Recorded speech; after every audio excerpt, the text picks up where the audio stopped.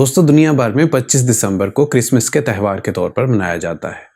आज के दौर में क्रिसमस का त्यौहार सिर्फ क्रिश्चियनिटी या ईसाइयत तक महदूद नहीं रहा, बल्कि दुनिया के हर खित्ते के लोग इसे किसी न किसी सतह पर सेलिब्रेट करते हैं। दोस्तों क्रिसमस का नाम जहन में आते ही जहां हमारे जहनों में जीसस क्राइस्ट या हजरत ईसा का ख्याल आता है, तो वहीं पे सांता क्लॉज, स्नो फॉलिंग और रंगारंग तकरीबात के ख्यालात भी हमारे जहनों में घूमने लगते हैं। दोस्तों सांता क्लॉज कौन है? क्रिसमस का स्नो फॉलिंग से क्या ताल्लुक है? क्रिसमस का हजरत ईसा या जीसस क्राइस्ट की पैदाइश के साथ क्या ताल्लुक है? दोस्तों आज की वीडियो में इन सवालात और ऐसे बहुत सारे सवालात जो हमारे जहनों में जन्म लेते हैं, इनका जवाब ढूंढने की कोशिश करते हैं।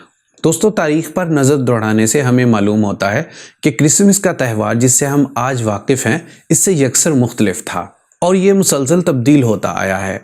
क्रिसमस के त्यौहार की असल रूट्स रोमन हिस्ट्री में पाई जाती हैं, जबकि अभी क्रिश्चियनिटी का कोई वजूद भी नहीं था।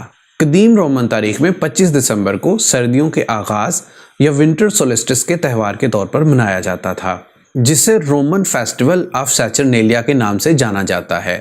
ये फेस्टिवल रोमन गॉड सेटन के एजाज में मनाया जाता था, जिसमें रंगारंग तकरीबात मुनक्कद की जाती थी, तहाइफ का तबादला किया जाता था और भरपूर खुशियां मनाई जाती थी। दोस्तों 4वीं सदी ईस्वी में क्रिश्चियनिटी या ईसाइयत की तारीख में एक इंतहाई अहम मोड़ आता है, जब Roman emperor Theodosius I Christianity को सरकारी मजहब का दर्जा दे देते हैं और पूरी रोमन एम्पायर क्रिश्चियनिटी में तब्दील हो जाती है। दोस्तों यहाँ पे एक इंटरेस्टिंग फैक्ट मैं आपसे शेयर करता चलूँ कि आज जब क्रिश्चियनिटी को दुनिया के सबसे बड़े मजहब के तौर पर देखा जाता है, तो इसकी बुनियादी वजह भी पूरी रोमन एम्पायर का क्रिश्चियनिटी में तब्दील होना था। दोस्तों रोमन एम्पायर का एक अपना एस्टैब्लिश्ड सेकुलर कल्चर था, जो उस वक्त की क्रिश्चियनिटी के ऊपर गालिब आता गया। इस तरह से रोमन और क्रिश्चियनिटी के फेस्टिवल्स बेतदरीज आपस में मिक्स होते गए। Roman festival of सैटरनेलिया Aahista Aahista Christmas में तब्दील होता गया और इस त्यौहार को पूरी तरह से क्रिश्चियनिटी में तब्दील करने के लिए 25 दिसंबर को हजरत ईसा की पैदाइश के तौर पर जाना जाने लगा। ताहम तारीख में हजरत ईसा की पैदाइश का सही दिन वाज़ेह नहीं है। दोस्तों क्रिसमस का त्यौहार रंगारंग तकरीबात के साथ सांता क्लॉज के किरदार के बगैर अधूरा है। आइए अब हम सांता क्लॉज के किरदार को थोड़ा एक्सप्लोर करने की कोशिश करते हैं।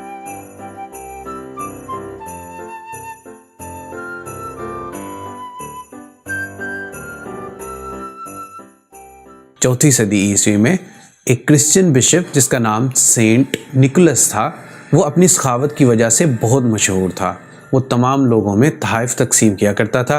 वक्त के साथ साथ इसी सेंट निकोलस का किरदार सांता क्लॉज के किरदार में ढलता गया। दोस्तों सांता क्लॉज का कैरेक्टर और इससे जुड़ी स्टोरीज जिससे हम आज वाकिफ हैं, इसे इस मौजूदा शक्ल में ढालने के लिए 1823 में क्लेमेंट क्लार्क की poem a visit from Saint Nicholas ने भरपूर किरदार अदा किया और इसके बाद 1863 में थॉमस नेस्ट ने वीकली मैगजीन हार्पर के लिए कुछ इलस्ट्रेशंस ड्रॉ की, जिसने सांता के मौजूदा इमेज को फाइनल किया।